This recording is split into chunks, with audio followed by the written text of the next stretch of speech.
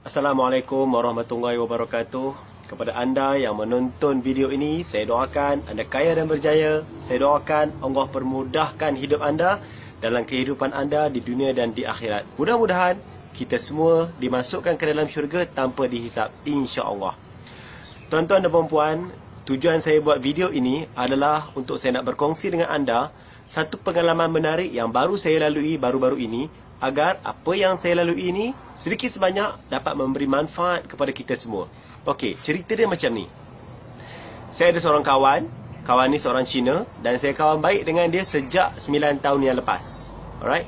4 tahun yang lepas kami terpisah. Dia bawa haluan dia sendiri dan saya bawa haluan saya sendiri. Mungkin ada masalah kecil antara kami dan kami membawa haluan masing-masing. Alright. Dan kawan saya ni seorang businessman, dan dia sangat, dulu pada masa kami 4 tahun lepas, kami pada tahap yang lebih kurang sama dari segi financial. Lebih kurang sama lah, taklah senang sangat, taklah susah sangat, sederhana. Dalam masa 4 tahun saya tak jumpa dia. Saya call dia pun jarang-jarang, sekali-sekala ada. Baru-baru ni saya ada jumpa dia, dan hidup dia, perubahan hidup dia selepas 4 tahun sangat-sangat amazing. Beliau sekarang dah jadi multi-millionaire. Dan saya terkejut dan saya rasa kagum dengan apa yang beliau buat, menyebabkan beliau sampai macam pum jadi multi-millionaire. Sebenarnya saya jumpa dia sebab saya minta tolong dia. Dan bila saya minta tolong dia, saya dapat untung sedikit duit. Tak sedikit lah, Alhamdulillah, Allah bagi saya rezeki melalui pertolongan daripada dia. Dan disebabkan dia tolong saya, sebagai nak balas budi, saya nak bagi duit dekat dia. Dan bila saya nak bagi duit dekat dia, dia cakap apa? Engineer, lu ingat aku mau lu punya duit? Tak payahlah, lu tak payah kasih aku ini duit. Lu angkat ini duit, lu pergi kasih sama lain orang, mau pakai bagus-bagus punya. Lu pergi, ini macam bikin, dia kata.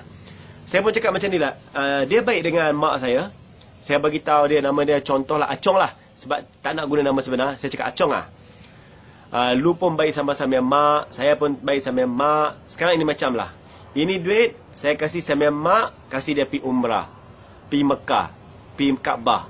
Dia cakap, wah engineer, bagus yo. Lu ini macam bikin nas, bagus yo. Lu tak angkat ini wang, wah tak angkat ini wang, lu kasih lu punya mak A yo. Nombor 1 A yo. Lu bagus ini macam bikin. Dia cakap, engineer, wah mau cakap sama lu wah punya mak sudah mampui.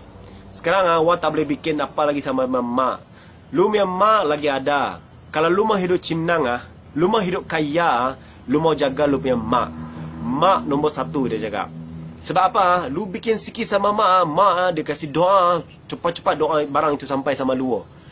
Wah Cina, tapi wah percaya, ini law mesti mau jaga. Wah ada mak, tapi sekarang sudah mampu. Dulu masa dia hidup dia cakap dulu masa dia hidup wah support habis lu wah punya mak. Dia punya mati dia mampu punya jam wah bikin coffin sama dia, itu keranda 12,000 kasih sama dia. Dia punya kubur wah bikin berapa cantik Sebab apa? Dia punya mak. Wah ada mak satu orang saja, lu tahu kah? Mesti mau bikin bagus-bagus sama mak. Dia cakap, engineer, lu mau ingat, mak mesti mau jaga. Ini law nombor 1. Bini nombor 2. Mak mati pi, lu tak boleh bikin apa. Bini lu mau kahwin 10 pun boleh dia cakap. Itu yang saya rasa macam, wow. Itu saya cakap dia, beliau, macam mana lu punya saya Chong, macam mana lu punya hidup boleh berubah Chong? Dan dia cakap kat saya, nombor 1 punya law lu mesti jaga lu punya mak. Lu punya mak sudah jaga, hidup sudah jadi senang. Jangan tak jaga mak. Okey? Nombor 2, ini nasihat yang dia bagi nombor 2. Nombor 2, dia tahu lu tahu engineer. Apa saya 4 tahun lepas aku tinggal sama lu, aku pergi cari lain orang. Sebab apa? Aku ingat aku kawan sama lu aku serupa itu juga. Aku tak boleh pergi kaya. Aku mau kaya, betul-betul kaya. Aku mesti mau pergi cari kawan sama orang betul-betul kaya. Dia cakap. Aku pergi lari jumpa Cina, jumpa Melayu latok-latok punya kaya-kaya barulah dia punya sikit kaya kemari sama aku, dia cakap. Dia buat projek, dia buat construction tuan-tuan. Dan saya jumpa dia tunjuk gambar dalam kamera. Engineer, lu tengok ini gambar lah. Lu tengok ini gambar. Bila saya tengok gambar tuan-tuan, banyak gila projek yang dia buat dapat selepas berkawan dengan orang yang berjaya. Dia duit, dia tak pandai kira, dia tak pandai, okey.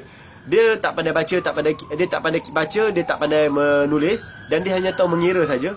Dan dia tak ada buku cek, dan semua transaction hanyalah melalui cash. Anda bayangkan, dia tunjuk gambar, saya tengok hampir 7 ke 10 kali gambar, dan setiap kali gambar tu duit berjumlah 100,000, 150,000, 200,000 sekali. Dan satu benda yang paling mengagumkan saya, sekali dia tunjuk tu gambar duit tu 2.5 million. Wow, saya terkejut. Dan dia cakap, lu mau ini macam bikin lu mesti mau kawan sama orang berjaya. Sebab apa? Lu kawan sama orang berjaya, sikit-sikit dia punya duit mesti mari sama lu. Dia mesti tolong sama lu, dia mesti kasih jalan apa macam lu mau jadi kaya. Itu yang dia cakap. Kalau kita nak berjaya, kita kena berkawan dengan orang yang berjaya. Kita mesti tahu, orang yang berjaya ni dia ada banyak rahsia, dia banyak tip, dia banyak lubang, dia banyak kantau. Jadi, dengan berkawan dengan orang yang berjaya, orang yang positif, sedikit sebanyak mereka ni akan bantu kita. Sebab orang berjaya, dia suka melihat orang lain berjaya. Tip yang nombor 2 ni saya rasa penting untuk kita sama-sama amalkan, iaitu kalau kita nak berjaya, berkawanlah dengan orang yang berjaya. Tip yang ketiga, saya tanya Acong, lagi lu apa bikin mau kasih cenang Dia cakap nombor 3, lu mesti mau banyak kasih duit sama orang. Lu mesti banyak mau sedekah. Saya tanya sebenarnya, Acong, lu banyak sedekah kah? Why lu jangan cakap sama orang lah. Wah, kasih duit satu kali mau belanja makan kawan-kawan semua siapa 1,000, 2,000, 2,000 wah kasih sap-sap lah. Wah memang kasih sajalah. Jawab apa? Dia cakap apa? Engineer, lu mau ingat, hidup bukan membawa mati Lu kaya satu orang lu mati boleh kamboi piyah. Dia cakap, saya pun macam sengap juga ini Cina dah bagi tazkirah dekat saya ni. Dia cakap apa? Lu kasih sama orang nanti Tuhan Allah kasih sama lu balik Tuhan Allah dia sebut. Anda cuba bayangkan, sasau tak sasau kita orang Islam yang dengar ni. Okey? Jadi tip-tip ni lah yang saya rasa kita, 3 benda yang orang berjaya buat dan ramai di antara kita yang takut nak buat. Nombor 1, kita takut nak buat baik dengan mak. Kita takut nak bagi duit dekat mak. Hujung bulan kita bagi yang sipi-sipi dekat mak. Yang lebih menyedihkan, kalau kita minta dekat mak, sedih gila. Tuan-tuan, kita kena ubah hidup. Kalau kita nak hidup berkat, kita kena bagi ibu bapa kita, bahagiakan mereka. Mereka dah berumur, berapa tahun lagi mereka nak hidup. Kalau kita tak bahagiakan mereka sekarang, bila lagi kita nak bahagiakan mereka? Dan percayalah tuan-tuan, emak, ibu bapa kita adalah keramat hidup kita. Kita bahagiakan mereka sedikit, mereka suka. Mereka bagi, Allah bagi banyak dekat kita. Itu yang kita kena buat. Dan ingat, nasihat nombor 2, kita kena disekelilingi oleh kawan-kawan yang positif. Dan yang ketiga, kita jangan lupa, kita banyakkan sedekah. 3 benda ni, kita amalkan. InsyaAllah, mudah-mudahan hidup kita diberkati Allah, dipermudahkan Allah, diberi kekayaan dan kejayaan. Bukan saja di dunia, kejayaan di dunia dan di akhirat. Mudah-mudahan apa yang saya sampaikan ni, sedikit sebanyak dapat manfaat kepada kita semua. Saya mohon, jika tidak keberatan, ada tolong share saja sini. Mudah-mudahan lebih ramai di luar sana akan dapat perkongsian apa yang saya sampaikan.